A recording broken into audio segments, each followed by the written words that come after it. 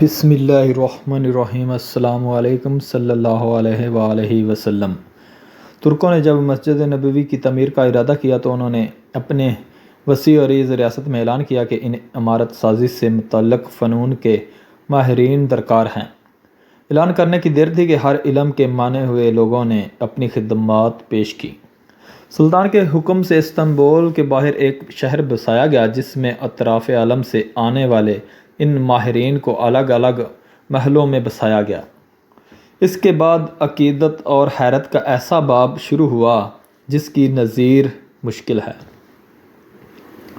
خلیفہ وقت جو دنیا کا سب سے بڑا فرمان روا تھا، شہر میں آیا اور ہر شعبے کے ماہر کو تاکید کی کہ اپنے ذہین ترین بچے کو اپنا فن اس طرح سکھائے کہ اسے یکتا و بے مثال کر دے۔ اسی اثنا میں ترک حکومت اس بچے کو حافظ قرآن اور شہسوار بنائے گی۔ دنیا کی تاریخ کا یہ عجیب و غریب منصوبہ کئی سال جاری رہا۔ 25 سال بعد نوجوانوں کی ایسی جماعت تیار ہوئی جو نہ صرف اپنے شعبے میں یکتائے روزگار تھے بلکہ ہر شخص حافظ قرآن اور باعمل مسلمان بھی تھا۔ یہ لگ بھگ 500 لوگ تھے۔ اسی دوران ترکوں نے پتھروں کی نئی کانیں دریافت کیں، جنگلوں سے لکڑیاں کٹوائیں، تختے حاصل کیے گئے اور شیشے کا سامان بہم پہنچایا گیا۔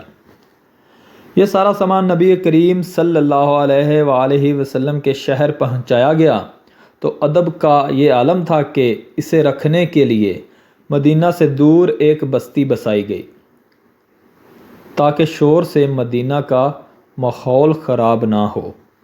سبحان اللہ۔ نبی کریم صلی اللہ علیہ وآلہ وسلم کے ادب کی وجہ سے اگر کسی پتھر میں ترمیم کی ضرورت پڑتی تو اسے واپس اسی بستی بھیجا جاتا۔ ماہرین کو حکم تھا کہ ہر شخص کام کے دوران باوضو رہے اور درود شریف اور تلاوت قرآن میں مشغول رہے۔ حجرہ مبارک کی جالیوں کو کپڑے سے لپیٹ دیا گیا کہ گرد و غبار اندر روضہ پاک میں نہ جائے۔ ستون لگائے گئے کہ ریاض الجنت اور روضہ پاک پر مٹی نہ گرے۔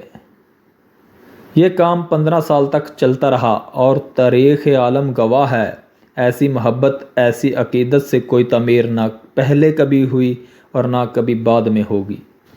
عثمانی دور میں مسجد نبوی صلی اللہ علیہ وآلہ وسلم کی تعمیرات کی دنیا میں محبت اور عقیدت کی معراج ہے۔ اللہ پاک ہمارے دلوں کو عشق نبی صلی اللہ علیہ وآلہ وسلم سے منور کرے، آمین یا رب العالمین۔